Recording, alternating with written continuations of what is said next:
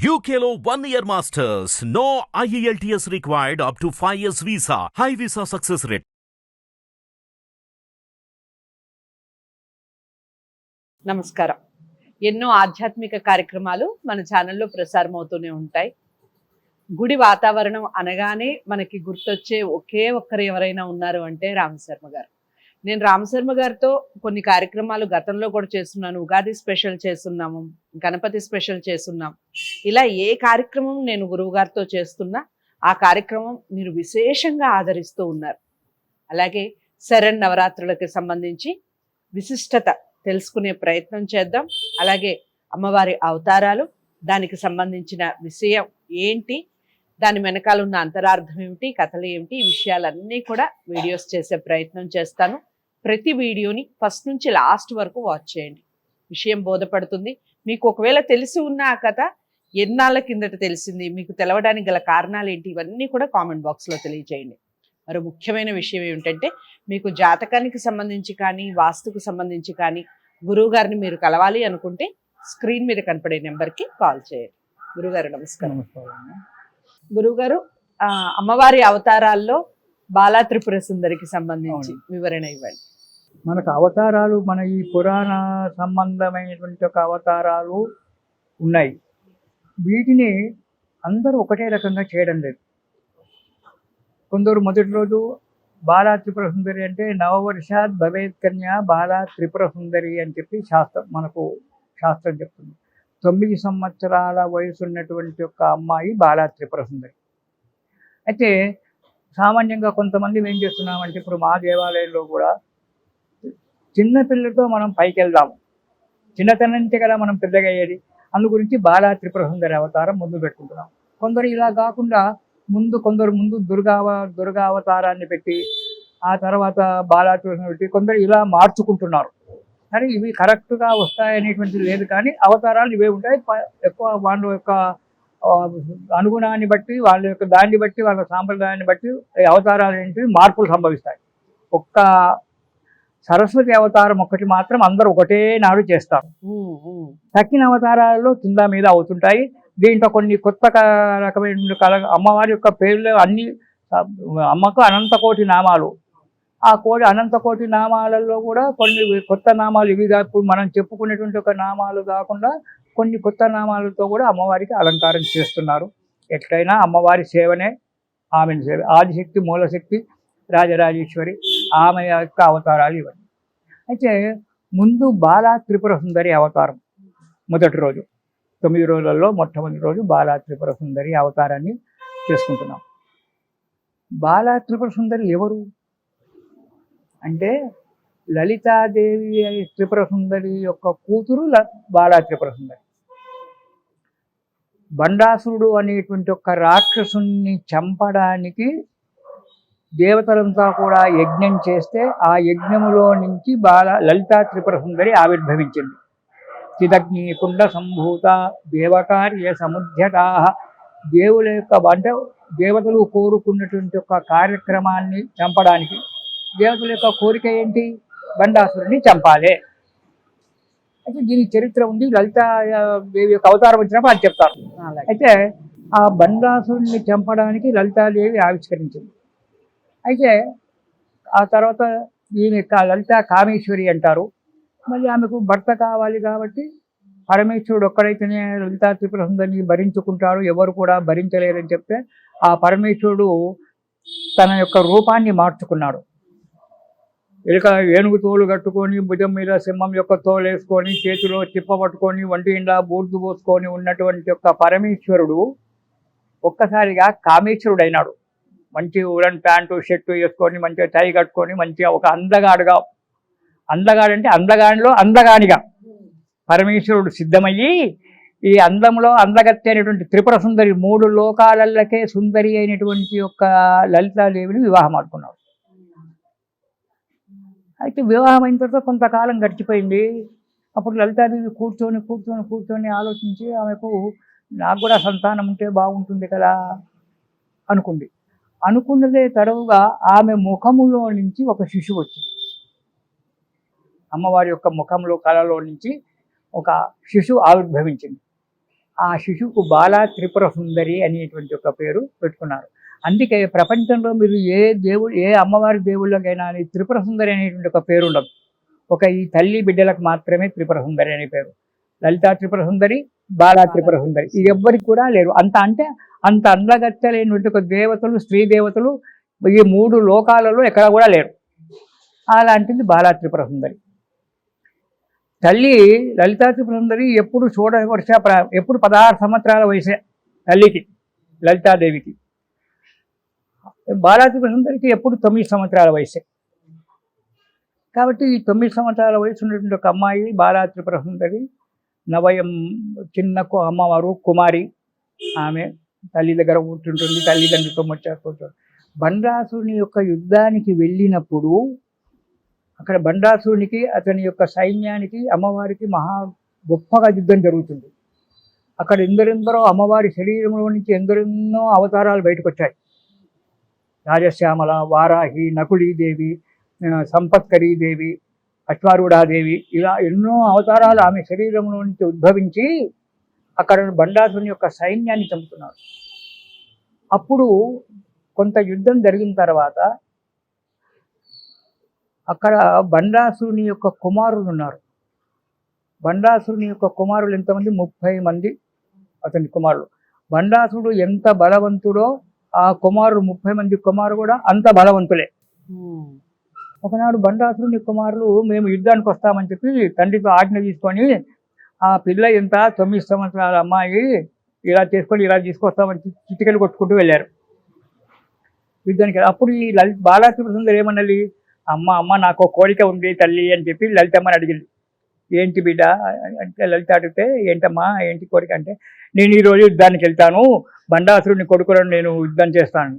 ఏంటమ్మా వాడు రాక్షసులు, నువ్వు 9 సంవత్సరాల అమ్మాయి, వాళ్ళు బలవంతులైన ఒక రాక్షసులు, అందులో 30 మంది, ఒకరిద్దరు కూడా కాదు 30 మంది చాలా బలవంతులు, వారి వెనకాల కొన్ని కోట్ల సైన్యం ఉంటుంది, నువ్వు వెళ్ళి ఏం యుద్ధం చేస్తావు? నాకు యుద్ధం చేయాలని చాలా కోరిక ఉంది, ఈరోజు నేను వెళ్ళి వాళ్ళతో యుద్ధం చేస్తానమ్మా, నన్ను కాదనకని చెప్పి వేడుకుంది. సరేలే కూతురు కోరుకుంటుంది కదా అని చెప్పి, తల్లికి తెలుసు కూతురు ఎంత బలవంతులో తల్లికి తెలుసు, కానీ మాతృ ప్రేమ అడ్డగిచ్చేస్తుంది. అయినా సరే అని చెప్పి తల్లి వెళ్ళు అమ్మా అని చెప్పి వెళ్ళమ్మా అని చెప్పేటప్పుడు వెళ్తుంది. వెనకాల కుడి భుజములో నుంచి రాజశ్యామల, ఎడమ భుజం నుంచి వారాహిదేవి లలితా త్రిపుర సుందరికి ఉద్భవించారు. ఈ రాజశ్యామల, వారాహిదేవి ఇద్దరు చాలా అమ్మవారికి దగ్గరైనటువంటి వాళ్ళు అదే చిన్న అమ్మాయి యుద్ధానికి వెళ్తుంది కదా, వెనకాల మేము రక్షగా వెళ్తామని చెప్పి వారాహిదేవి, రాజశ్యామల వీళ్ళిద్దరు కూడా బాలా త్రిపుర సుందరి యుద్ధానికి వెనకాల వెళ్ళారు. వీళ్ళు దూరంగా ఉండి చూస్తున్నారు. బాలా త్రిపుర సుందరికి ప్లస్ మన బండాసురుని యొక్క కుమారులకు 30 మంది కుమారులకు వాళ్ళ సైన్యంతో బాలా త్రిపుర సుందరి ఒక్కటి మాత్రమే పోట్లాడుతుంది. ఈ రాజశ్యామల, వారాహి ఉన్నప్పటికైనా వాళ్ళని దగ్గర రానివ్వలేదు. మీరు అక్కడ ఉండి చూస్తూ ఉండండి, నేను యుద్ధం చేస్తాను. ఆ బాలా త్రిపుర సుందరి బాణ పరంపర కురిపిస్తూ ఉంటే ఈ రాజశ్యామల వీళ్ళు నోరు తెచ్చారట. వారాహిదేవి, రాజశ్యామల ఈమె ఎప్పుడు అస్త్ర విద్య నేర్చుకుంది, ఎప్పుడు శస్త్ర విద్య నేర్చుకుంది. ఇలా కంటికి కనురెప్ప కొట్టేంత మాత్రంలో వేల కొద్ది బాణాలు వెళ్ళి వాళ్ళకి రాక్షసులున్నాయి. అప్పటికి బండాసుని యొక్క రాక్షస సైన్యం అంతా, వీళ్ళు వెంబడించినటువంటి ఒక రాక్షస సైన్యం అంతా కూడా అయిపోయింది. చివరిలో ఆ బాలా త్రిపుర సుందరి ఏం చేసిందే, బండపుత్ర వధోద్యుక్త బాలా త్రిపుర సుందరి అంటాడు లలితానామాలలో. బండపుత్రులను చంపడానికే లలితాదేవి బాలా త్రిపుర సుందరిని ఆవిర్భవించిందంటే. అలా ఒకే ఒక బాణంతో ఈ 30 మంది బండపుత్రులను ఒకే ఒక బాణంతో సంహరించేసి, ఇది చూసి రాజశ్యామల, వారాహి నోరు తెరిచారట. ఏంటి, ఒక్క బాణంతో 30 మంది తలలు ఒకేసారి ఖండించి వేసిందే, ఎంత శక్తిమంతురాలు! కనీసం నుదుట చిరు చెమట కూడా రాకుండా ఉంది అమ్మాయికి, ఇంత అవలీలగా రాక్షసుని చంపింది. అలాంటి బాలా త్రిపుర సుందరి అని చెప్పి ఆమెను తీసుకెళ్ళి తల్లికి ఒప్పచెప్పి, ఇలా జరిగిందమ్మా యుద్ధం అంటే, తల్లి ఆ బాలా సుందరి యొక్క శిరస్సును ముద్దాడి శ్రమ తీర్చుకోమంటే, ఏమి శ్రమ ఉందమ్మా, బొమ్మలాటగా అయిపోయింది, ఆ బొమ్మలను ఖండించి వచ్చేసాను అయిపోయింది అందట. అంత సులభంగా వాళ్ళందరినీ కూడా ఖండించింది. అయితే ఈ బాలా త్రిపుర సుందరి అవతారం వల్ల మనకు విశేషం ఏమిటి? ఈ అవతారం నాడు బాలా త్రిపుర సుందరి దేవిని బాలా త్రిపుర సుందరి యొక్క అష్టోత్తర నామాలు సహస్రనామాలు అన్నీ కూడా ఉన్నాయి. ఎవరికైతే సంతానం లేదో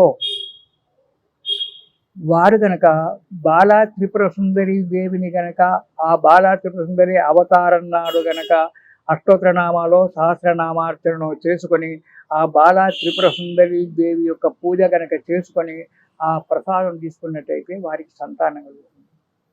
రెండవది, అమ్మవారికి 3 అక్షరాల మంత్రం ఉంటుంది.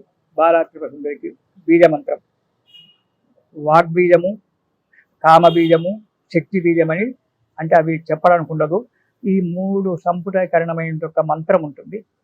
ఆ మంత్రంలో కనుక జపం చేసినట్టయితే, గురువుతో ఉపదేశం తీసుకొని అది కనుక జపం చేసినట్టయితే వాక్కు స్పష్టమవుతుంది, విద్యలో విజయం కలుగుతుంది. కామబీజం వల్ల కోరికలు నెరవేరుతాయి, ఉద్యోగము, వ్యాపారము, వివాహము ఇలాంటివన్నీ కూడా నెరవేరుతాయి. శక్తి బీజం వల్ల శరీరంలో శక్తి సన్నగిల్లకుండా ఉంటుంది. మొన్న అన్నారు చూడు మీరు, గురుగారు మీరు ఈ వయసులో కూడా ఇంకా చలాకీగా ఉన్నారంటే ఆ బాలా త్రిపుర సుందరి యొక్క శక్తే, నా శక్తి ఏం లేదు. ఈ శక్తి శరీరం యొక్క శక్తి పోయింది, కానీ ఆమె యొక్క శక్తి, ఆ బాలా త్రిపుర సుందరి యొక్క శక్తి శరీరంలో ప్రయాణం చేస్తుంది. అది ఈ 3 శక్తులు అమ్మ యొక్క నామ సంపుటీకరణలో ఉన్నాయి కాబట్టి ఆ నామాన్ని, ఇవన్నీ మనకు గురువుగారు ఉపదేశం ఇస్తారో లేదా, అవి కఠినమైనటువంటి విద్యలు కాబట్టి సామాన్యంగా ఏ గురువు ఉపదేశానికి ఒప్పుకోడు, ఇవ్వకున్నా సరే బాలా త్రిపుర సుందరి అనేటువంటి ఒక నామాన్ని ఉచ్చరించిన, ఆమె యొక్క అష్టోత్తర నామాలు చదువుకున్నా, సహస్రనామార్తలు చదువుకున్నా, ఆమె యొక్క స్తోత్రాలు ఎన్నో ఉన్నాయి. ఏ స్తోత్రం చదువుకున్నా అమ్మ యొక్క ఆ బాలా త్రిపుర యొక్క శక్తి కలిగి సుఖంగా జీవనం చేస్తూ ఆకలి దప్పులు కూడా మర్చిపోతాం. బల అతి బల అనేటువంటి ఒక విద్యలు రామాయణ కాలంలో విశ్వామిత్రుడు రాముల వారికి లక్ష్మణునికి ఇచ్చారట. కానీ కొందరు చెప్పగా విన్నారు, నేను అనుభవిస్తున్నాను. ఈ యొక్క బాలా త్రిపుర సుందరి యొక్క నామస్మరణ చేసినట్టయితే, స్తోత్రాలు చదువుకున్నట్టయితే ఆకలి దప్పులు కూడా మన దగ్గరికి రావు, సుఖంగా ఉండొచ్చు. అంటే ఆ శక్తి రావడానికి కొన్ని సంవత్సరాలు పడుతుంది అనుకోండి. ఇవాళ జపం చేసి నాకు ఆకలి అవుతుంది అంటే కాదు, కొన్ని సంవత్సరాలు కావాలి, అమ్మవారికి అనుగ్రహం కలగాలి. ఇలా మొదటి రోజు మనము బాలా త్రిపుర సుందరి యొక్క అవతారాన్ని చేసుకొని ఆమెకు సేవ చేసుకొని ఆమెకు ఇష్టమైన పదార్థాలు, మనకు ఎన్నో రకాల పదార్థాలు చెప్తారు అమ్మవారికి. రోజుకో రకం పదార్థాలు, రోజుకో రకం చీరలు ఇలా చెప్తుంటారు. సరే, మనకు అవన్నీ కాకుండా ఏదో ఒక కొత్త రకం చీర అమ్మవారికి కట్టించి ఏదో మనకు అమ్మవారికి సంబంధించినటువంటి ఒక నైవేద్యం, చిన్నపిల్లలు ఏం తింటారో అలాంటి నైవేద్యం పెట్టండి, అమ్మవారికి అదే ప్రసాదంగా తీసుకోండి, అమ్మవారి యొక్క నామాన్ని స్మరణ చేస్తూ ఉండండి ఇలా. కానీ ఒక్క విషయం మాత్రం, ఈ 9 రోజులు చేస్తున్నామంటే చేస్తున్నాము అనేటువంటి ఒక విషయం కాకుండా నవరాత్రులు దీక్షలో ఉండాలి. నవరాత్రి దీక్ష అంటే మనం ఈ యొక్క కార్యక్రమం చేసినప్పుడు ఒక దీక్షలో ఉన్నప్పుడే అది పడుతుంది. నవరాత్రులు ఈ 9 రోజులు కూడా అమ్మకు పూజలు చేస్తూ, 9 అవతారాలకు పూజ చేస్తూ, ఏకభుక్తంగా ఒక పూట భోజనం చేసుకుంటూ నిరంతరం మీకు నచ్చిన అమ్మ యొక్క నామాలు, సామాన్యంగా లలితా నామాలు అందరూ చేస్తూ ఉంటారు. ఈ 9 రోజులు కూడా లలితా సహస్రనామ పారాయణం చేసుకుంటూ అమ్మ యొక్క సేవ చేసుకుంటూ ఉండాలి. అంతేగాని ఏదో ఒకటి నేను చేశాను, నమస్కారం చేశాను, వచ్చాను, అమ్మవారు బాగుంది, ప్రసాదం బాగుంది అనేటువంటి విషయం కాదు. అమ్మ యొక్క నామాలు 9 రోజులు దీక్షలో ఉండి అమ్మ యొక్క సేవ చేసుకుంటూ, ఏదో దేవాలయంలో నవరాత్రులు చేస్తున్నారు, అక్కడ వాళ్ళు సేవకు రాండమ్మా అని పిలవాల్సిన అవసరం లేదు. మనం స్వతహాగా వెళ్ళి మన ఇష్టబుద్ధితో అక్కడ సేవ చేసుకుంటూ ఉన్నట్టయితే, ఇప్పుడు తిరుపతికి వెళ్తున్నారు, ఎందరో సేవ, వాళ్ళు పిలుస్తున్నారా మనను? మనంతా మనం వెళ్ళి ఆ స్వామికి సేవ చేస్తున్నాం. అలాగే ఎక్కడ నవరాత్రులు జరిగినా స్వయంగా మనం వెళ్ళి అక్కడ మనకు చేతనైనంత సేవ చేసి అమ్మ యొక్క అనుగ్రహాన్ని పొందినట్టయితే ఎంతో సంతోషంగా ఉంటారు. ఇది మొదటి రోజు బాలా త్రిపుర సుందరి దేవి యొక్క అవతారం అమ్మ. ఇది చేసుకొని అందరూ చెప్పారు గురువు గారు. అదండి విషయం. బాలా త్రిపుర సుందరి దేవికి ఏ అలంకారంలో అయితే ఆవిడ కనిపిస్తారో మనం అందరం దాన్ని ముందుగా అనుభవించి ఆ అమ్మవారి ఆశీస్సులు అందరికీ ఉండాలి అంటే గురువుగారు చెప్పినటువంటి ప్రసాదాలు ఏవైతే ఉన్నాయో, తనకి ఇష్టమైన ప్రసాదాలు దీక్షతో ఆ రోజుని, ఈ నవరాత్రుల్ని జరుపుకోవడం వలన మనకి 100% మనకి మంచి చేకూరుతుంది. మనం అనుకున్న కోరికలు అన్నీ కూడా నెరవేరుతాయి. ఇది బాలా త్రిపుర సుందరి యొక్క విశిష్టత. తదుపరి వీడియోలో మరో దేవి యొక్క విశిష్టతని, నవరాత్రుల్లో ఎన్నో ఉంటాయి కాబట్టి 9 రోజులు 9 అవతారాలు కాబట్టి తదుపరి వీడియోలో మరో అమ్మవారి విశిష్టతని తెలుసుకునే ప్రయత్నం చేద్దాం. వీడియోని లైక్ చేసి షేర్ చేయండి, ఛానల్ని సబ్స్క్రైబ్ చేసుకోండి. నమస్తే.